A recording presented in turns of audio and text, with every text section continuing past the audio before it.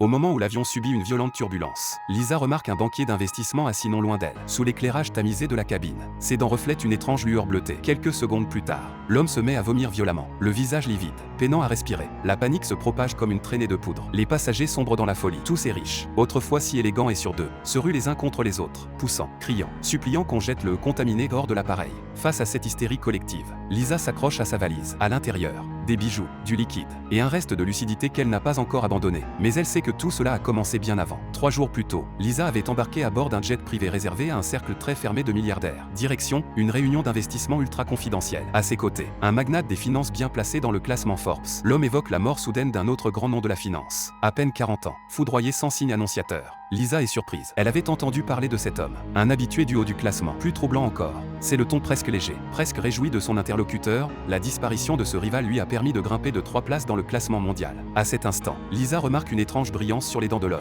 mais suppose qu'il s'agit d'un caprice esthétique, peut-être des implants en diamant. Elle ignore alors que cette lueur est en réalité le premier symptôme de ce que l'on appelle bientôt l'infection du capital. En seulement 2 jours, plusieurs figures de l'élite financière mondiale succombent. Un milliardaire s'effondre en pleine soirée de charité. Un banquier meurt en plein huis clos. Des héritiers riches à millions perdent subitement la raison. Les rumeurs enflent sur les réseaux. Un mot revient avec insistance, un virus. Mais pas n'importe lequel, un virus qui ne frappe que les riches. Il semble ignorer les classes moyennes et pauvres, pour cibler avec une précision chirurgicale les personnes les plus fortunées. Premier signe clinique, des dents qui deviennent anormalement lumineuses, comme enduites d'une couche de vernis fluorescent. Lisa, de nature rationnelle, ne croit d'abord pas à cette théorie. Elle préfère s'en remettre aux fluctuations de la bourse plutôt qu'à des légendes urbaines. En secret, elle se dit même que cette hécatombe pourrait lui ouvrir des opportunités. Après tout, dans une course vers le sommet, il faut bien que certains laissent leur place. Mais tout bascule le soir où elle acquiert, lors d'une vente aux enchères, un tableau à 2 millions de livres sterling. Elle y croise un célèbre banquier dont les dents brillent sous la lumière, exactement comme celle du magnate décédé. Quelques instants plus tard, un hurlement perce la salle, le milliardaire présent quelques rangs plus loin vient de mourir. La peur devient virale dans les cercles de l'élite.